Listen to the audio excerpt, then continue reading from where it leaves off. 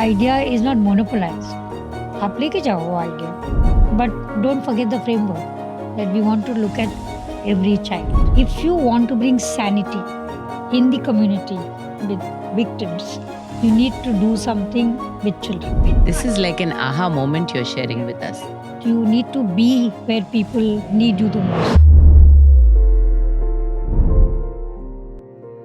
Welcome to Pratmik, a podcast by Pratham, one of India's largest NGOs. Join your host Meenakshi Ramesh, CEO of Pratham, in conversation with co-founder Farida Lambe, as they unpack what it means to work with every child, keep people at the center, and build partnerships. This isn't just Pratham's story, it's a front row seat to building an inclusive learning movement, from the grassroots to systems. Farida, such a pleasure to have you here to continue with our chat on the legacy, the history, the story of Pratham, really. How have you kept up 40 years of working with the children that everybody else forgot to care about? Yeah, I'll slightly say something different, that it is not only about children. For me, it was people. I think it was slightly in my DNA and my family. My father was he was in government service.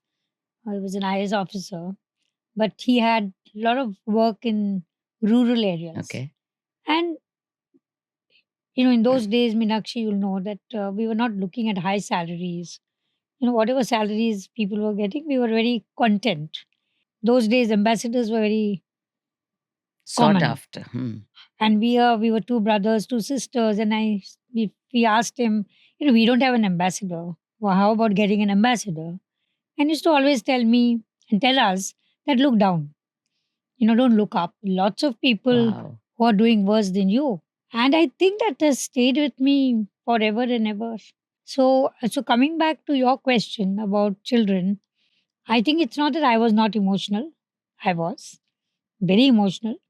But I think what helped me to stay in is that I was looking at these children and I was looking at actions. And the moment you feel ki you can do something, I think that emotion still stays with you. But it changes the way you look But at it changes the way you look at it. So you have given me a wonderful segue to my next question. Since you were already working with children, how did the meeting with Madhav happen? How did the birth of the societal mission of Pratham happen? If you look at the societal mission part, it came a little later. Okay. I was already established as a social worker. You Many still people are the legendary social worker. Now that I don't know, but never mind. But those days, people knew me. And as a College of Social Work, Nirmala Niketan, we always looked at social work as not something you teach in classrooms, but you go out there, learn, and come back. So don't tell people to do social work without getting your hands dirty. So that was one learning. Such valuable and relevant advice. But 92 riots was a turning point. And I'd already met Madhav before that because he was doing adult literacy. work. When riots happened, there were several children, families whose, schools, they couldn't go to school. And there was this whole huge hatred between, say, the two communities. A Mumbai, which I had never Never seen. seen that. And I was in the midst of all that. And I don't know how, but I was coordinating rehabilitation of riot victims. That's where I got this sudden feeling that, something needs to be changed, something needs to be done.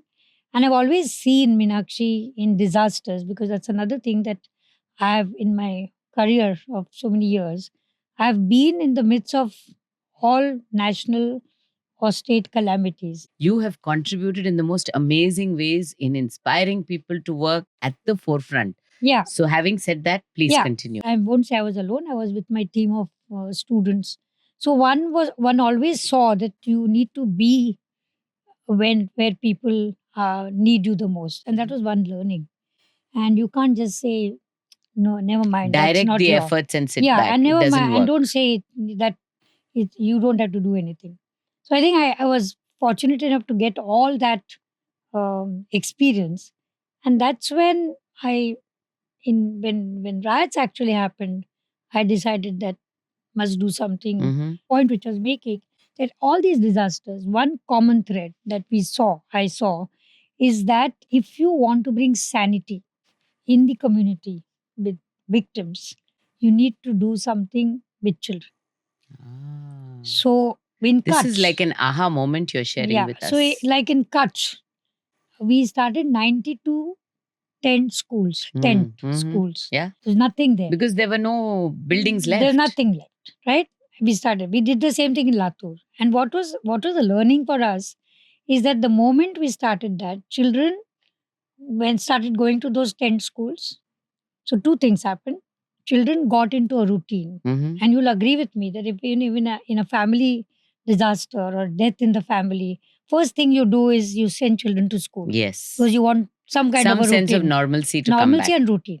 And that's what happened. And the unintended effect was, which we had not planned, is that there were long queues, no, for all these. They used to get bartans, they used to get Yeah. surveys done. Supplies. So the parents had to go and stand in the queues. So they were so happy that we were running the tent schools and all that, and they were in their queue. Because you were giving them very good quality childcare. Childcare and also free time. And I think that was also a big learning, which happened during all these disasters. So the same thing happened in riots. And I think Madhav met me in a huge meeting where everybody was blaming the politicians, blaming this one, blaming that community. And I was like a insignificant soul there till I made the statement. And I said, what's the point in blaming? 76,000 people are in your relief camps. So many people are dead. Children have no schools. So what's the point in blaming? So somebody got up and said, she's right. Okay. So, and I said, let's start thinking as to what we need to do. So don't blame. Let's get into action. Constructive action. I think Madhav has this classic characteristic whenever disasters happen and everybody is up in arms and all that. Madhav sits in one corner thinking. Huh. I think that role he was playing there also. And he said, this woman looks a little different. Hmm. So that was my first meeting. And then, of course, we met in Kumud Bansal, who was our Yeah. trustee, in her office. Office. That was a kind of a funny story because UNICEF had already called me to talk about the girl child. Oh, the girl child, not Yeah. out of school children. No, not out. A girl child. Because Hmm. I was already doing a lot of work in the girl child Hmm. arena. They asked me, we want to film something, so give your inputs. And Madhav was sitting next to the secretary and always told this story to many people. And I thought he was one IS officer, and his first thing which struck me was his arrogance. and arrogance in a good way. Uh, You need to be arrogant when you know a lot and you are confident about what you're saying. Was it a little bit like your attitude of saying, let's not complain, let's do something? Is that what struck a chord with you? Yeah, that one was A little bit of that, a can do attitude? Yeah, can do attitude. He didn't interfere with my presentation, but he had these facial expressions which did not make me comfortable at all. Okay. And I was all the time thinking that, who's this man? So after the meeting, of course, he said, very good presentation. So I told him in a very plain language, I said, it didn't seem so. And then he said, can we meet? So I always tell this story and I said, I should act a little difficult. And I said, I think I'm a little busy. So that's how we met. But yeah, then we met and he at that point was very much on adult education. Right. He didn't want Right. anything to do with Children.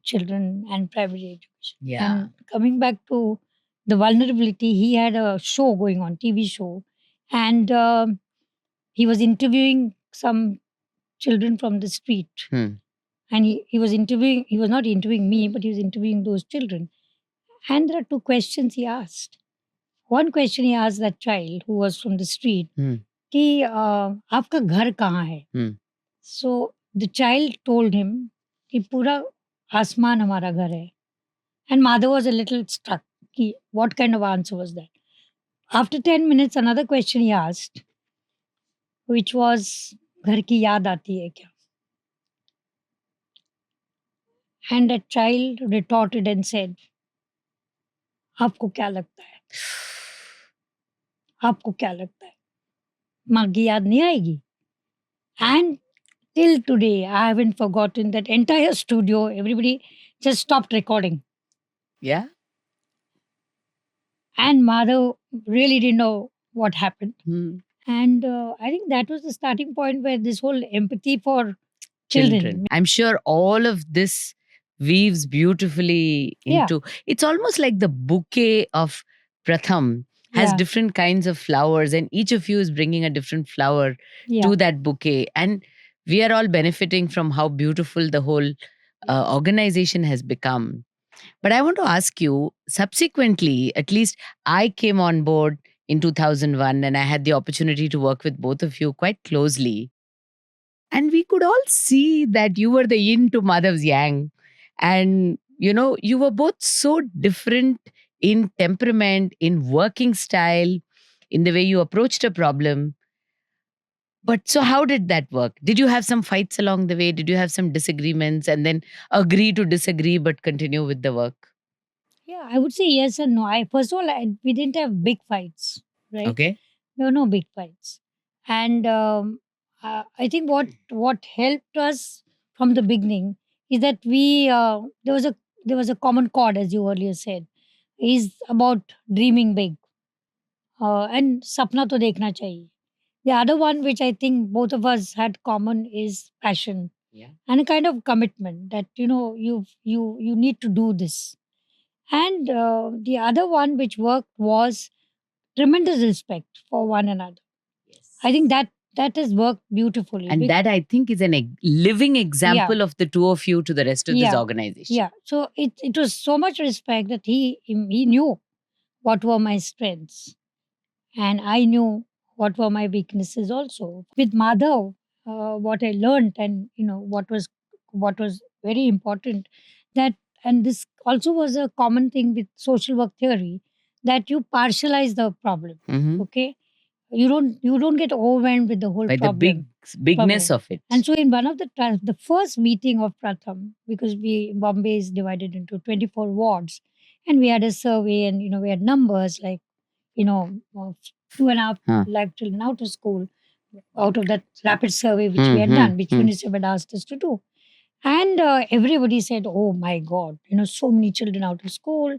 And in the next meeting, I remember Madhav coming with a map of municipal corporation.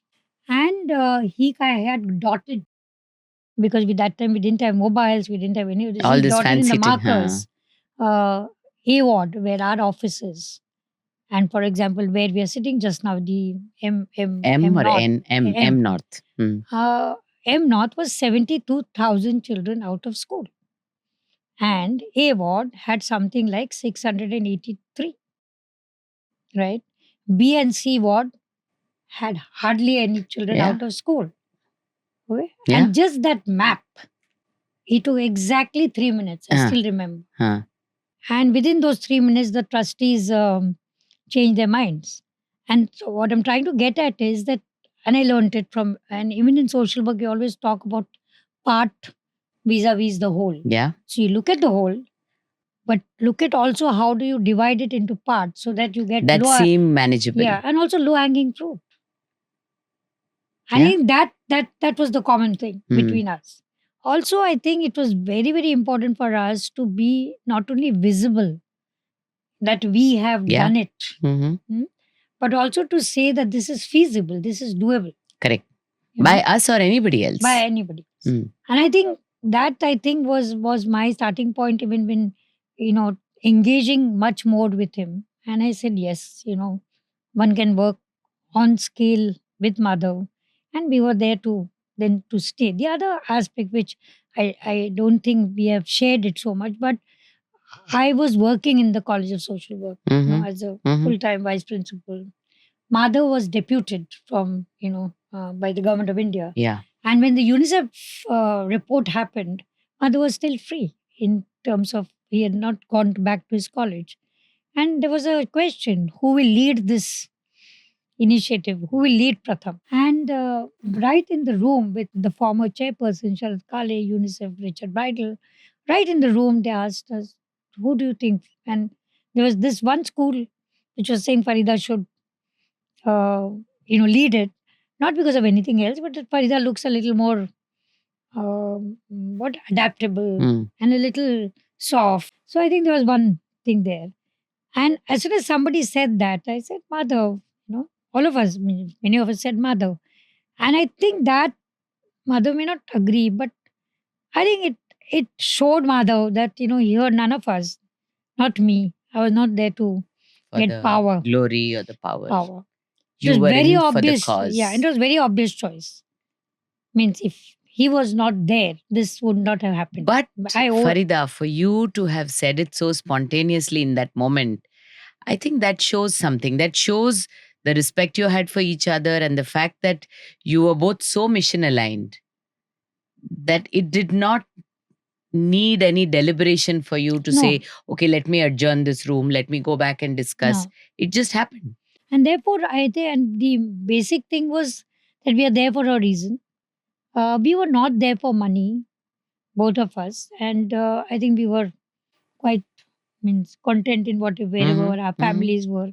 So I don't think we were there for money. And the other thing in common, I think we both believed, with my experience and his, is that you must believe in people. Correct. And leave means have believe in people. Every person has a capacity. Give them the opportunity, and they will perform. And that's exactly we did I'm all along. almost thinking of a Shahrukh Khan dialogue कि इतना आपने कुछ करने की ठान ली तो पूरी कायनात आपके साथ जुड़ गई. Your college, Madhav's organizations, everything came together. I want to say that you have managed to keep that inside focus, the people focus. While Madhav, like you said, that scale may not be something that you would have looked at intuitively, while Madhav was looking at scale. True. How did you help this organization keep its soul while looking outward? And I'm asking you all this because I have I have this mantle on me now to come in as the CEO. And I know and I hope and I really fervently wish that you would all be around to give me advice. But we are embarking on a new phase. And there are some very critical learnings that we need to take from you on how did you keep its soul intact?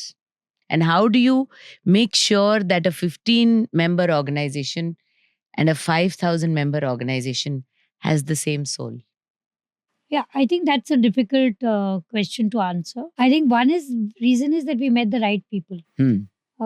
And I think we looked for the right people and we got the right people. Whether it was Rukmini and Usha and Usha's entire group Yeah. coming into Pratham. From the beginning, we felt that, and that was also part of our, I would say, belief that if you want to make a change, change cannot be from the top. Change has to be from the community. Right. And we also believe that don't always talk about non cooperation, talk about cooperation, talk about how we can work together. Your strategies might be different, but let the goal be the same. Again, this is going back to what you said that day. You said about the starting that don't complain, talk about what can be done. What can be done? So I think that soul that you're saying, I think it stayed. One is because the community, you had people who are working with you who are from the Who community. believe in the same cause as and you. and also they started working, whether it was Balwadi teachers or professionals. And the other one I think is that we were listening.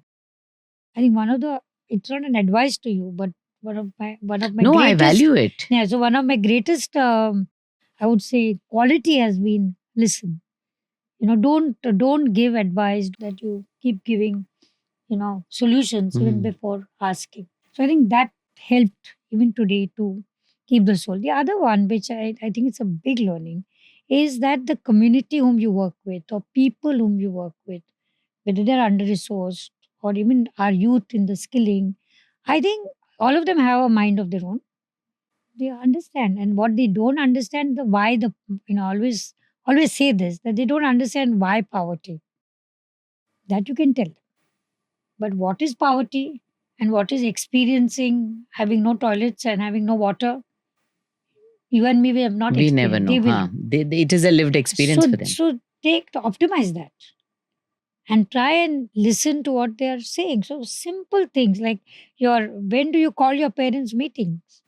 You want to go home early, so call them at 4 o'clock, and they will say ki, ma'am, pani ka time hai. Correct.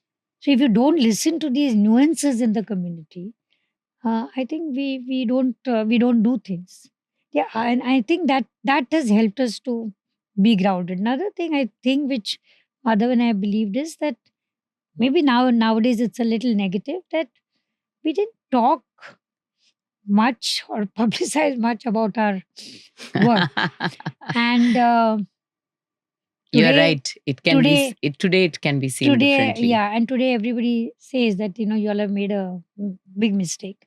It's So okay. No, this so is our I said story. that was our story. Yeah. And I think success also, another thing is that success just came to us.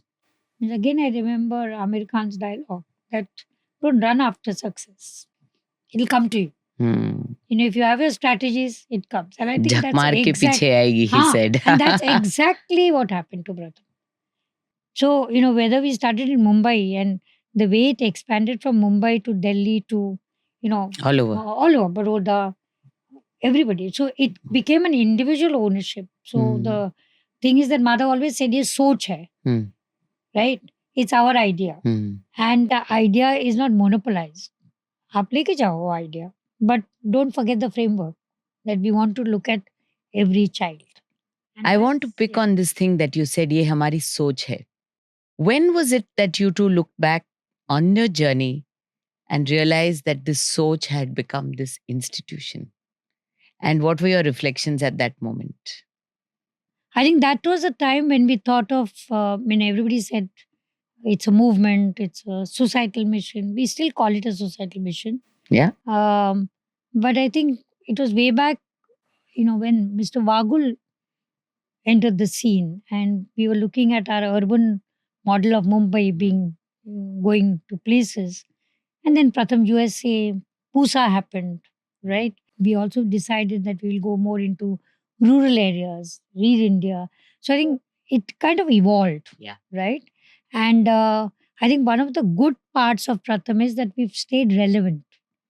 We've always stayed relevant. We Understanding what is the ground understanding reality. the ground reality and making changes. Changes. And therefore, and when Rukmini came in 96, right? Usha Rukmini. So we are known as founders, Madhav and I, which we don't disclaim. But to a certain extent, I always say Rukmini and Usha are equally those founding pillars Right. for two reasons. One is with Rukmini's entry, and this is part of the institutional process that we started realizing, is that it's okay to start 4,000 preschool centers, which we did in 3 years. But what is the quality? What is the assessment? What is the data? What is the evidence that you have That you are making a change. that you're making a change? You are saying, and everybody is giving great, happy that 4,000 Balwadis have started. But what happens to them? And I think that angle fully Rukmini got into because of her own research Yeah. background. And Usha came in with a very different background, but she was very good with the content part, right? So I think this kind of, and that is important in Pratham, that none of us ever had a JD, or we didn't have an interview, or we didn't look at, okay, now this one, that one. People just said, I think Farida, Meenakshi will be good. Take her. And I think in the early years of Pratham, people who didn't like the way we were working, Moved on. they moved out. Correct. There's nothing wrong with it. But because there are people who like structure, and there are people who don't like flourish structure without a structure. Without a structure. And I think that we realized. Right. And that was the starting point that, institution, that we were becoming big. And also by numbers, no? It was Right. first it was only Madhav and me. Then this group came as an Right. executive group, as we call it now today. And then we had to think of many more. And people always think that before 2010 or 2000, there was no policies, or we were just expanding ourselves. I don't think that was it. I mean, we call ourselves movement. We had enough policies And and ideas of a structure. ideas, and I think we had a structure. Pratham USA was born out of that structure, Right. and before we knew, I think we were expanding. Right. So I want to point out, Farida, that you have very beautifully articulated the skills that the others brought to the team. There is one skill for which, even today, I think in Pratham, you're the go to person. You started Pratham in Mumbai. There are all kinds of stakeholders in the system. There are politicians who are interested in the constituency. There are business leaders who want to contribute, or we want them to contribute. There are government officials. There are so many people involved. How do you walk that tightrope? How have you been so effective at keeping all stakeholders happy? And this is something that I think the organization has learned from you. Many people now are in that role, but in my view, you are the person that started it all in Mumbai, handling multiple stakeholders. How do you do it? I did it in terms of one is my own experience in college. Secondly, I always believe that you can't do this alone. Yeah. Also, if you want to change something, you need other people who you convince the way you are also talking about. So, especially about the system. Yeah. And we were always talking about a system change. And we're not talking about system maintenance. So when you're looking at, say, enrollment, or we're talking about children's learning, it's all about how do you change the system view about the under-resourced communities that you're talking about. So I think doing that, I think one of my skills are being very simple and simplicity and humble in terms of humility. And but at the same time, I'm very assertive. Yeah. And I have a non-compromising attitude when it comes to, first of all, Pratham, and secondly, about children or anything that we do. Yeah. So I think that helped. Secondly, I think people, especially government officials, or sometimes even ministers, um, they found us. And if you're now talking about me, they found me as a person who was not talking in the air. Right. Yeah.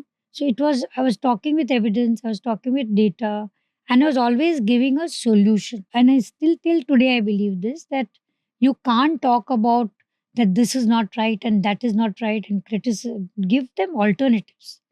And the moment you give alternatives, you win them over. Secondly, even adopting schools, for example, they were telling us, run the schools. And we said, no, we will not run the schools because that's not our forte. We will tell you how to run. So this is about being a catalyst. Mm. And Madhav talked about it more as a scientist. I talked it about as a social worker, catalyst and enabler. And I think how it helped to keep all these stakeholders together is maintaining a relationship.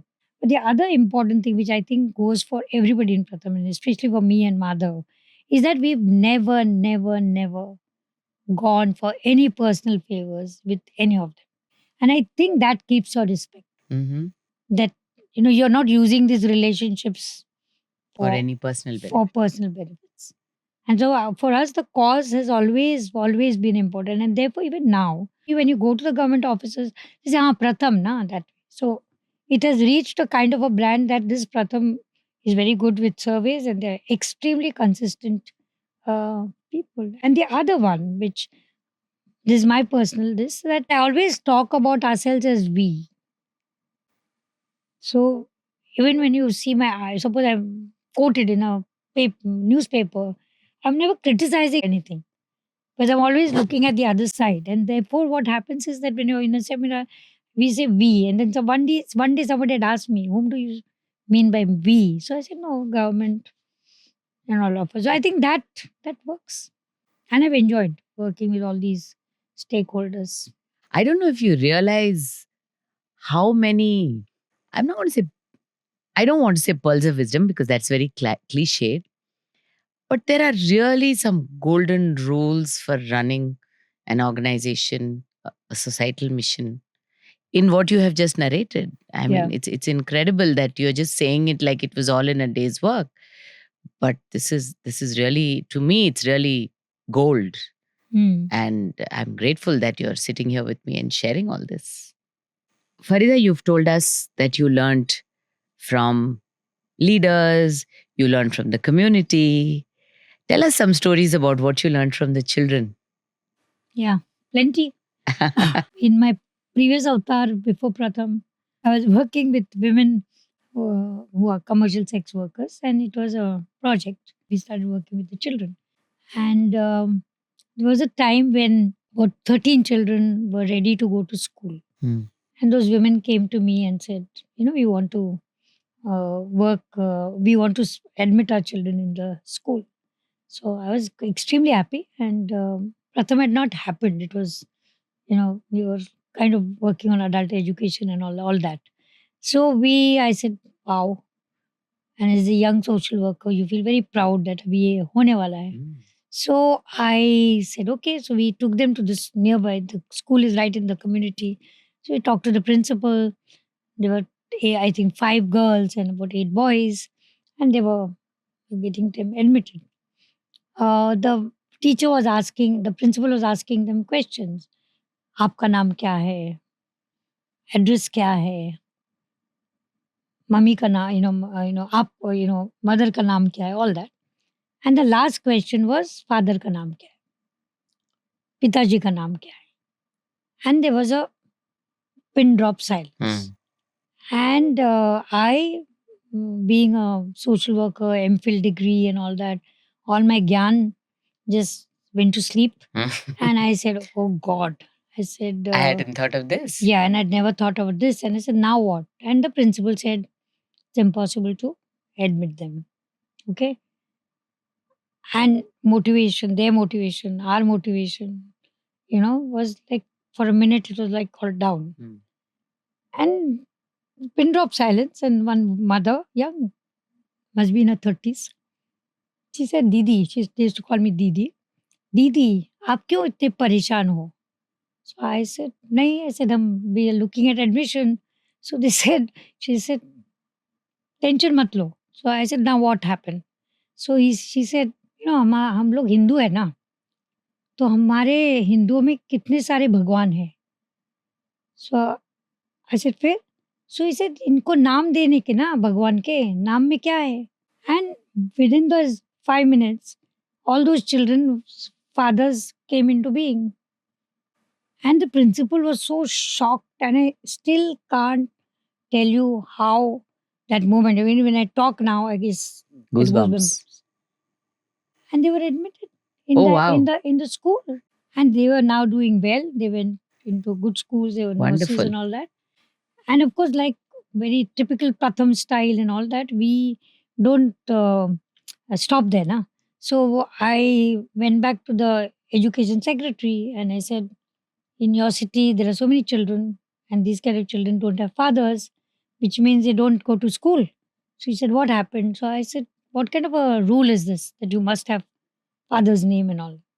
So, and the way we talked about it, so she and I made it a little emotional also.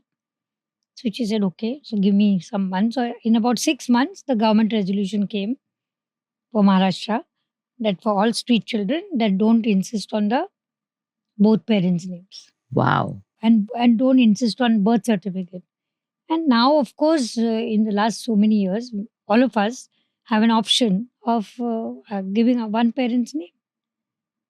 And that was my learning from children that and from communities that you learn the most innovative solutions from them. Yeah. And that whole scene is repeated this, by the way, in this famous movie called Gangubai. Hmm. The heroine there, she has Devanand as her favorite. Hmm. If the same scene is created, children, she wants the children to go to school. The principal asks the question, and the heroine says, Devanand ka naam likho. And the idea, of course, came from the director who visited the project some years back and got this story. They have not acknowledged that organization, but So, to ask if life imitates movies or movies imitate life, yeah. we have an answer for the second one we for have. sure. Long time back, I was dealing with an alcoholic couple, husband, and his wife was a cook and all that, and we're dealing with it. And every day I was counseling the husband because it was a very intense case. Within that some time, that 1 week, I my glasses were misplaced from that particular office. And I was wondering where they went. And I went helter skelter, and I was very upset because my glasses were not there. And my numbers were not so high, so I could still see. And I was looking. And then I asked this mother, I said, I came home yesterday. She said, no. Then after 2 days, the child who was in third standard told me, I have your glasses. So I said, why do you have my glasses? So he said, every day you come, every now and then you work with my parents, you never look at me. So I thought if I take your glasses, you will ask me or you'll at least scold me. Oh my goodness. And I just put my hand on his back. And I'll never forget that. I said, okay. And he just started crying. And I said, okay. And that's a big lesson for me. And that's why I always joke around with everybody that, when we come to office, you don't say hello, you don't say good morning. When we are all in our computers, I said, say hello. People feel good. You know, the child taught me that Yes. don't ignore. And he gave me the glasses. So I said, thank you. I said, I'll always look at you. So I think lot of lessons from life. I'd like to ask you about PCVC, the Council for Vulnerable Children, and how did you get the idea and how did you put that team together? I think that when we were working in the community, and every time Mr. Wagul or ICICI Bank asked us that, is every child in school? That was their question. And one had to answer it. And there was a particular ward where all children are not in school. This is started on a very, on a note where we're looking at all the surveys, our young girls were going to the communities, and we suddenly saw these factories in the sense like Sweatshops. in a small house by 10 by 10, and children, Sewing. stitching and sewing and doing, this what we call as badla work and all that.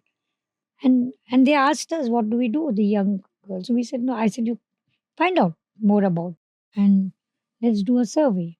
That's when we said we must do something about it. Now that something was not known to everybody in Pratham, and it really needed skilled professionals who understand how to work. But I must say the team that we had, the young girls, they're very daring. They wanted to do something new. But our entire journey was that if you're looking at these children and we are looking at educating these children, and you have a certain parameters where we didn't call it the teaching at the right level, but we wanted children to achieve, then these children are not achieving at the same pace as your children from Going the to school, slums yeah. or from socioeconomic backgrounds. Better backgrounds and staying at home and going to staying at school. home and not going to school, right? Or even going to school. So that's where Madhav and I decided that we should have a kind of a separate wing and have separate goals for these children, for this entire segment. And our girls were looking at children.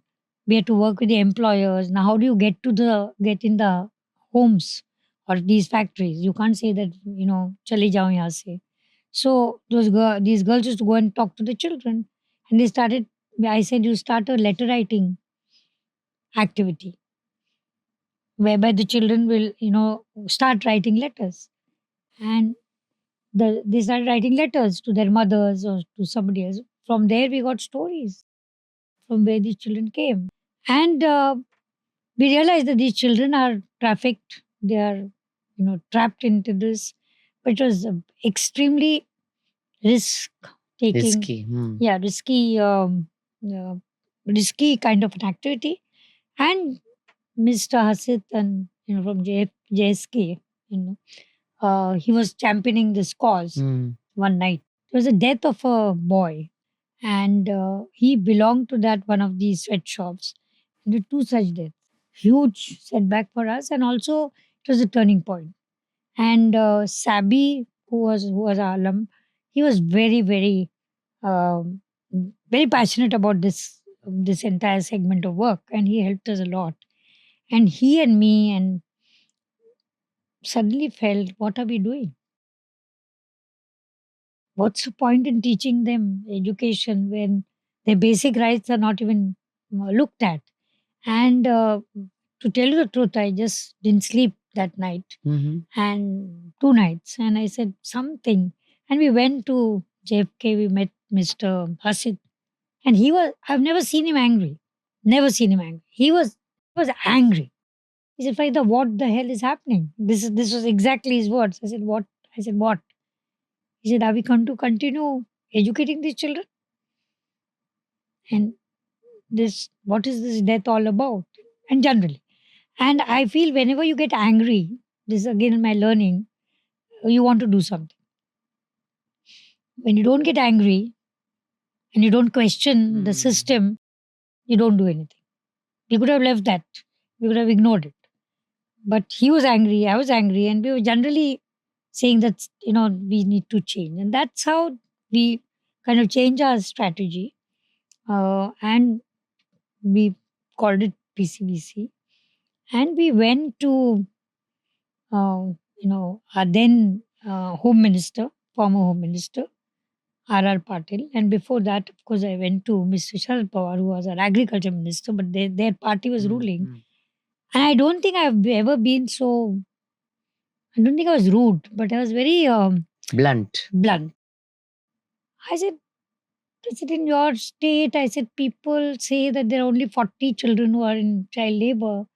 And I said, how can we allow this? So he kind of felt very responsible. So he knew me because of my work in riots, because he was the chief minister.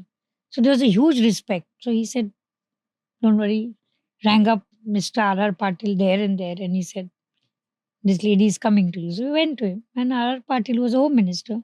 He said, impossible. So we said, We will show you. we will show you 438 children in a particular community. You just give us a chance, and we can raid that place with your help. So he said, impossible. I said, and the labor commissioners and all that were very against us because they never wanted to know these numbers, right? Correct. You were not making them look good. Yeah. So as luck would have it, there was 100+ police, and we had this first raid in this community. And one of the things, and of course, we did it with two other organizations, and that's where the networking also began. And we wanted to tell everybody that we don't want to do it alone. You come with us. So UNICEF, everybody was there, and we had school buses to get these children out. We said, you are not coming in the police car Correct. van, and we had chocolates and we had balloons. And this is a fact that we found 433 children in that one night. one night, one operation. And that was a turning point of RR, whether it was the government, whether it was the labor. This organization knows what they are talking about. But that was the starting point. And it was extremely risky because and of course then raid started because the government took it upon themselves that we must do this. And we had trains, full train booked for these children. To go back home. And there were parents waiting with garlands. Ay. I heard there was a train painted and they said Salam Bombay, Mumbai. And they were so happy to go back. And we were all at the station with the government people. And we were waving. We got some pictures and footage on that. And then that whole year, one and a half year, 2 years, was we rescued 55,000 children. 55,000? We didn't get the Nobel Award. Because we didn't publicize. From Mumbai alone? Yeah.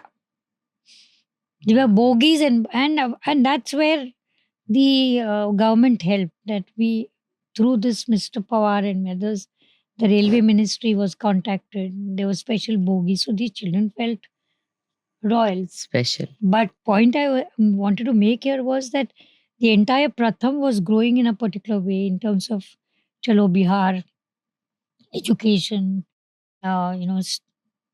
teaching at the right level. And this group, PCVC, was growing in terms of vulnerable children, Yeah. child labor, rescuing them, and taking them back to Bihar, talking to everybody. And I think PCVC, one of the things that we've been able to do is we have a huge network of organizations till Organized. date, Hmm. because one could not have done it alone. And Meenakshi, I went for the first, after the raid, I went to Bihar, went to the Hmm. children's Hmm. houses. Mothers just Of course. touched your feet. And the best is that the mothers didn't even know that their children were alive. So for 2 years, there was no communication. She said, ye mera bacha hai. That. So one will never forget, these kind of moments in your life.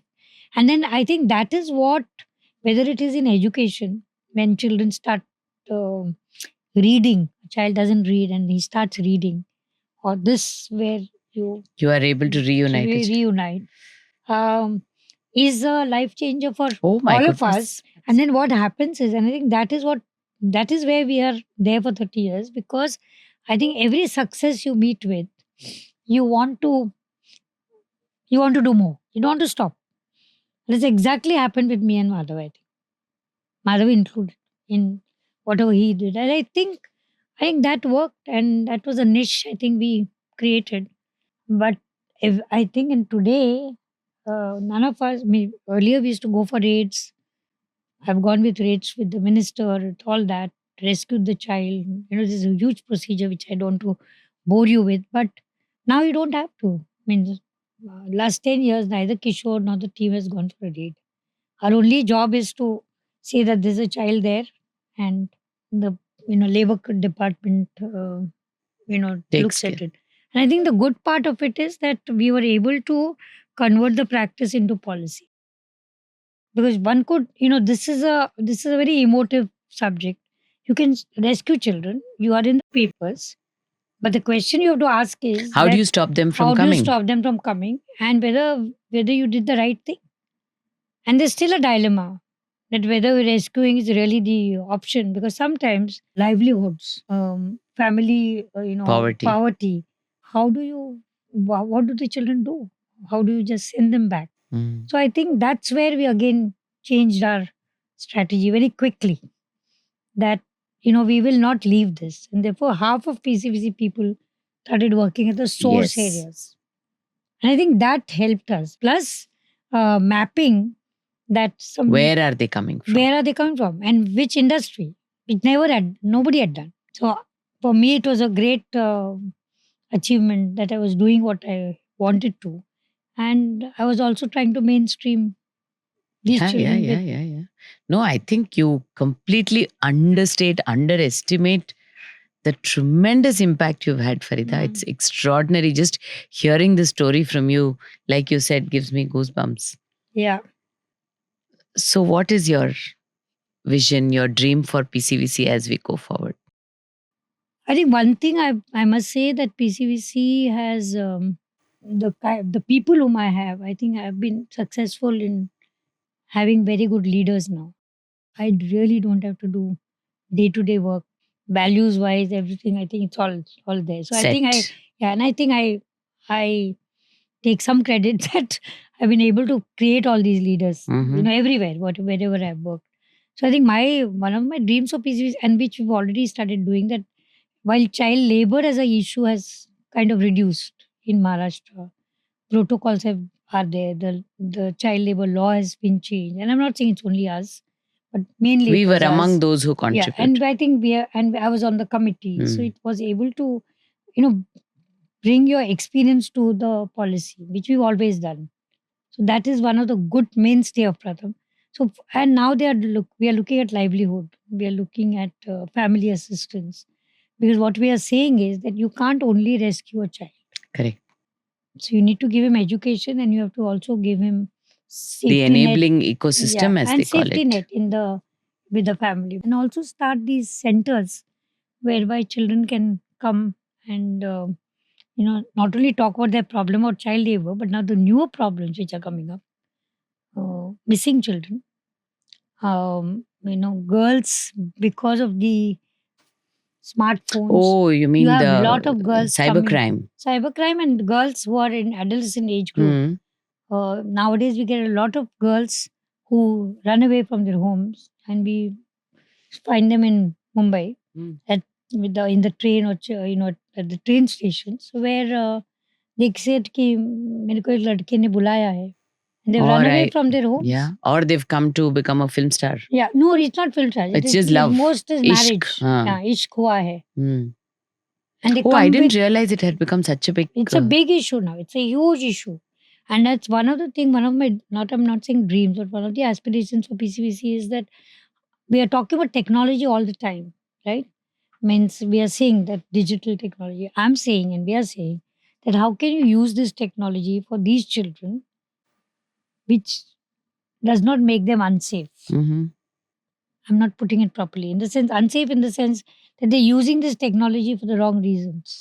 Is there a way to help them see that what they're doing is dangerous? That is what one. And also whether we can also have a kind of a track them Okay. when where they're coming from, which I think we are now. That is one we want to work.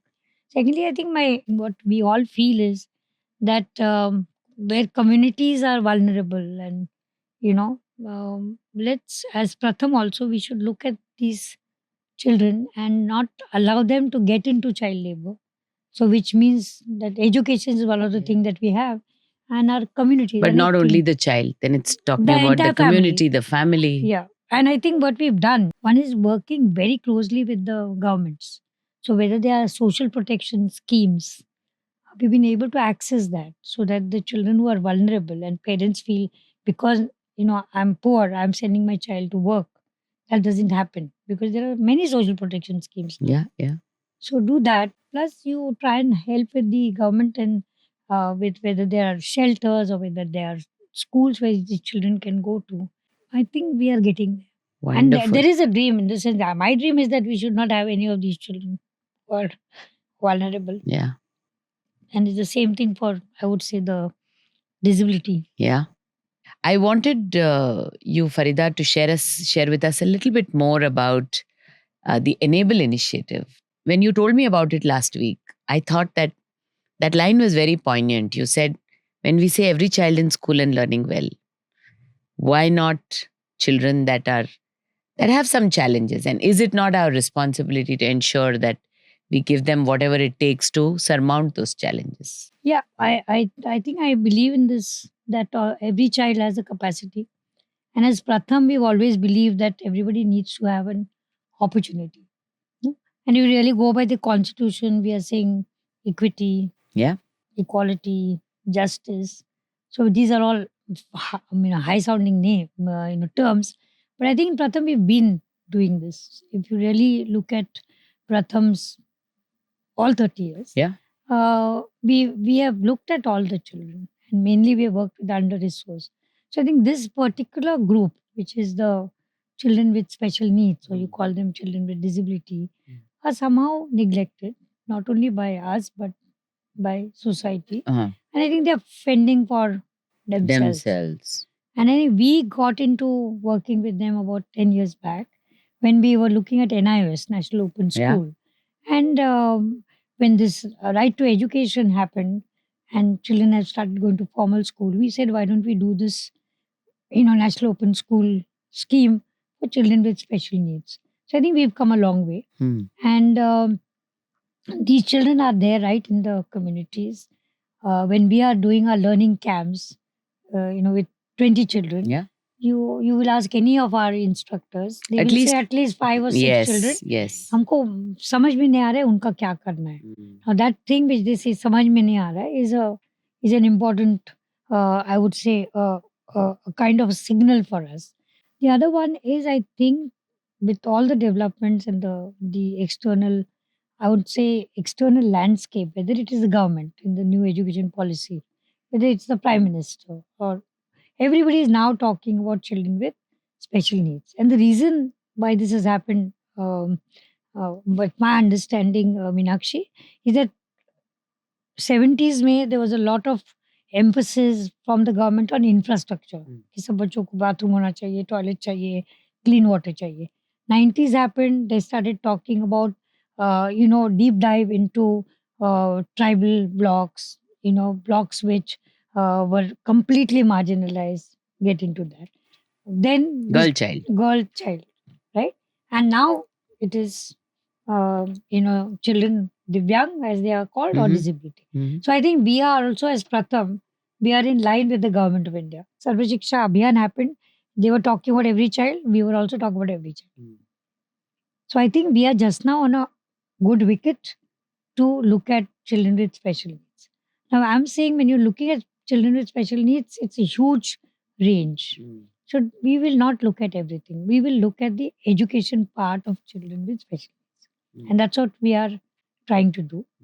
Uh, in that, there's another very, very important ingredient, which I think, and we are poised to do that because we are all saying that as Pratham, now we are working with early years. And the new So education diagnosis policy, and yeah, the therapy. new education policy is saying your foundation is very important. Correct. UNICEF and a lot of science has told us long time back that those 1,000 days are very important. Crucial. And it is not 1,000 days only in the life of the disabled children, but all children. And therefore, in, say, Mumbai, with, say, the education program, what I've tried to do is that the parenting program which is there, one is now looking at those parents, and they're not they're not children that are disabled. What we are saying is that give them a kind of a orientation Right. on how do you identify and I how do get you you. identify the milestones. There's no need to spend money. You have your parents group, we have our Mata groups. Give them this orientation. My soch or my idea is how can you just mainstream? How can you layer what you're doing with also children with disability? Yeah. And I think the very important thing you're saying here is to help them identify if there is a challenge. And the sooner you get the child to a doctor and to therapy, the better the chances of child having a near normal Near childhood. normal, and also it kind of reduces the damage. I'm not saying the disability will disappear. And today's parents are very aware. I mean, our experience just now with parents all over is that they're aware, they're aspirational, Yeah. they want to do something with their children.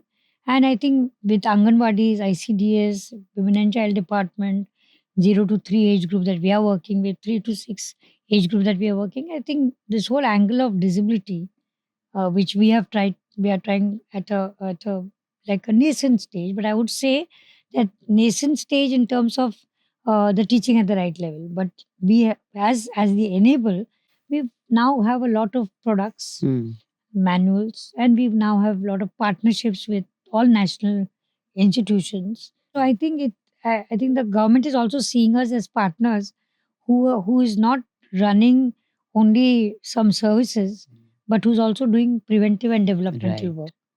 And we're talking about inclusive. Yeah. There's a whole realm of special schools. Okay. And there are very good organizations working with special schools. And we don't want to really go there. Could we help the child come into mainstream schools Of course. before they have, if of course I hear you saying that if the child is supposing very severely on the spectrum or has a physical challenge that can absolutely restrict the child's movements, yes, there need to be special facilities or a special school.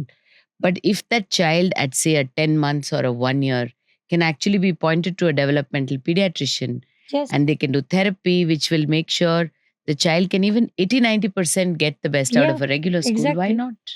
And also with if you work with preschool or even Yeah, ICDS, we already have a partnership. Yes. So what we have to do is just go there and Educate. and also have digital technology now to have digitalize some of these messages that we are. The reach will be even Much. greater, much greater. And one of my favorite, not topic, but my favorite desire, and I want to do it, that I want to train parents in the community with simple home remedies, give them a certificate course in looking after their children who have a disability or special needs. Because you don't get speech therapists even in a city like Mumbai. Yeah, yeah. Occupational therapies are expensive. So a parent here really can't afford services. So some of the simple things which you can do in the house, they can be They trained. can be trained. And I think we are moving Yeah. towards that. Yes, I know. I met some parents in Hmm. Dharavi who were telling me कि हमको सिखाया तो हम करते हैं बच्चे के साथ. Yeah. So, and this Rehabilitation Council of India or the Ministry of Disability, I think they've now given us a kind of approval Mm. to run courses for teachers from schools who will be trained to understand what is disability, and of course special educators. So what we are looking at is not, we are not looking at the few, we are looking at all. Then you go to the some, and then you Correct. go to the few. Yeah. But I think if we do this as Pratham, we will fulfill that mandate about Every every child. child. And just now we are running a few therapy centers, which are service centers, which is the need. Mm. But my contention to that is also that you know need not run these centers forever and ever. Try and give them up to The community. community or to the government, Mm. and we stay with Being resource being person. resource persons and training and linkaging with the government, especially the health department. I think the teams will do it. Yes. No, I share your enthusiasm and your hopes and your dreams for some of these programs, Farida. Hmm. I feel like these families are particularly vulnerable, and so many of them come from underserved communities. We really do have some kind of responsibility towards Yeah. them as well. So, thank you for sharing that. I'm going to pull you back a little bit to a helicopter view of the organization. Pratham is 30. We're celebrating 30 years, 30th birthday. And I want to ask you to tell us, in the 3 decades, were there, each decade, did it have its own definition, its own, Pratham was like this in the first 10 years, then like this, and what were your learnings? And then, of course, you have to tell me what, I mean, you've given a lot of advice. I'm really going to go back and listen to this many times in terms of a guiding light for how we're going to take the next few years. But you must also tell us, what is your hope for the next 10 years? Oh God. Okay. Yeah. So I think I've been around from the inception. Yes. And so the first 10 years for us was actually establishing ourselves and concentrating on low hanging fruits and doing what was the need that time. Mm. And also showing not the world, but everybody around that you need to be focused, and you only have an eye on education. Don't go helter skelter. And I think that's what we did in the first 10 years. Whatever we did, it was all education. And I think we had a goal Mhm. that every child must be in school, which I think we achieved in within 3 to 4 years. And I'm also saying, when I say we, the government policies, Yeah. everything, whatever And the positive, corporates who and the supported every. corporate support that we had. And I think the other part in the first 10 years was that we were frugal. We were looking at a low cost model. Mm. So our idea was always to replicate. So, and Madhav and I always felt that that when we started off, we had already completed almost 60 years of our independence, and we were still talking about Mm. children not going to school, Mm. children not learning. So we said, we have to do, let's do it on scale. Scale. So I think that first 10 years was a lot of risk taking, not having enough money sometimes.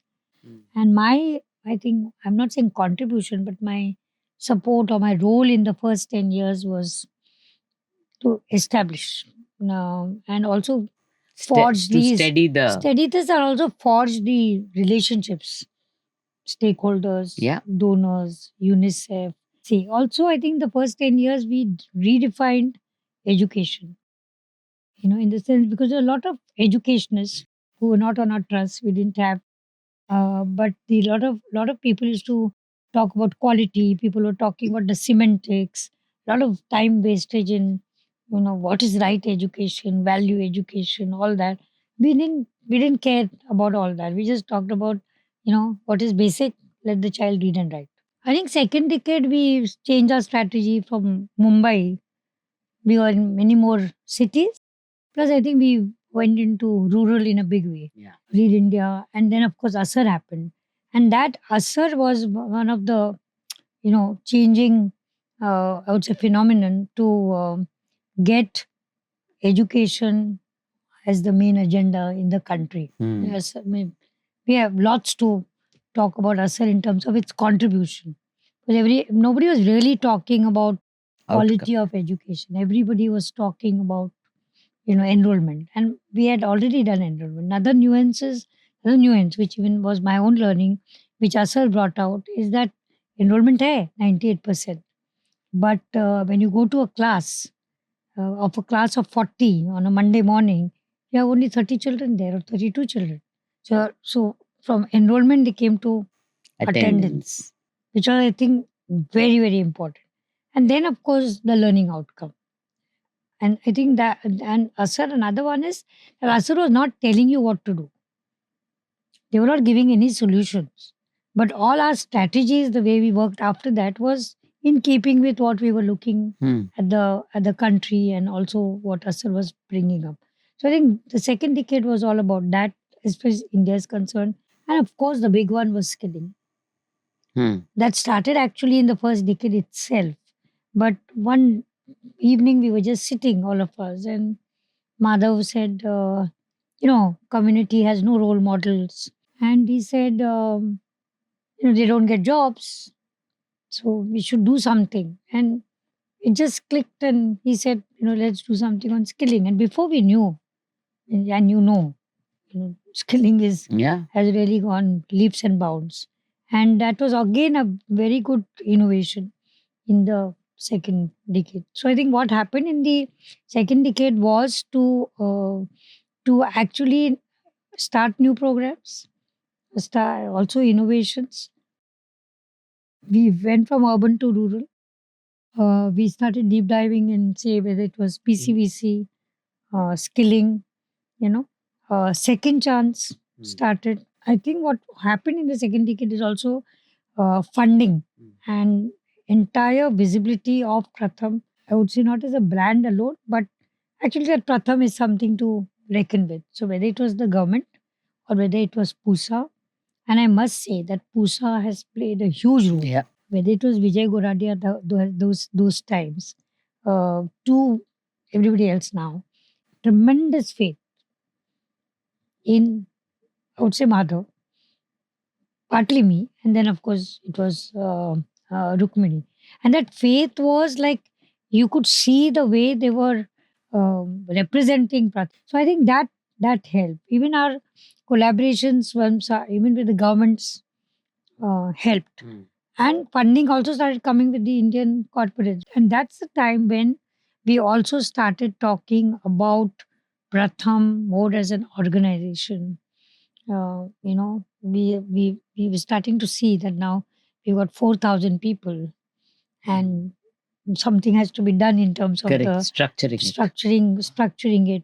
Though we did not have so many personal policies like we have today, and that was not the demand. And I think that space then was much empty in terms of NGOs. Now the space in schools, in communities, with non-governmental is much crowded, and it's become extremely competitive. And now I feel time has come also to look back at the urban look again strategy, look again, revisit, because the kind of issues that the urban areas are having, whether it is safety, children, health, migration, climate, that's one thing that we need to do, is collaborate. Right.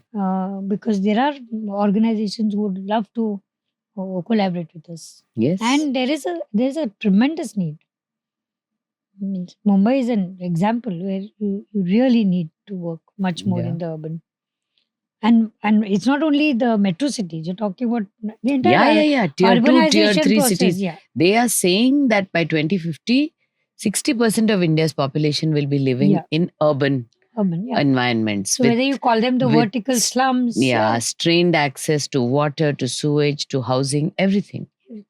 and health, and And one of health the and things education. education, and I feel that we in the second decade was all that, and now what we are really talking about is that I think before even I think the COVID Was has been a turning point in our organization, and we have been able to really look at digital mm, and remote technology learning. much before COVID. So I think that is another one which we'll have to now start working with, and technology need not be an isolated program, Mm, but again it has to be embedded in what we are all doing. You can't just have technology for the sake of it. People wise, I feel, which I've not really talked much, but and you've also asked what have you contributed, what you've done. I feel um, when you're a founder, okay, you can be very interfering as a founder. Many organizations still have founders, and they have their own uh, ways.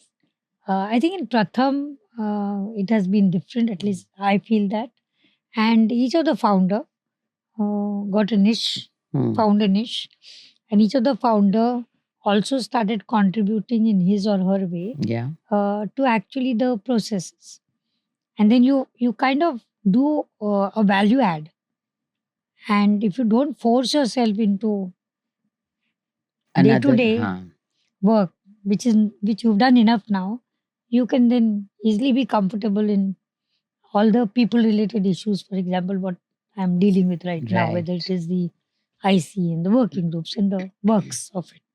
And I think that also is my I'm Forte. not say forte in terms of dealing with people, Yeah. and I think the respect that one earns. I mean, it should never happen with a founder or with anyone that you're just being respected because you're there, you're old, and you're there. Nobody can say anything to you, but that the value you bring out. Bring. So I think we as founders, or I as a person, has to actually decide, what value I'm bringing. If I'm not bringing any value, one must exit. So this whole policy of let go, and that things will run, without you, I think is fully ingrained in me, because in all my programs, if you see, I think I've got You've built a team and then yeah, step back. because I and I feel happy about that.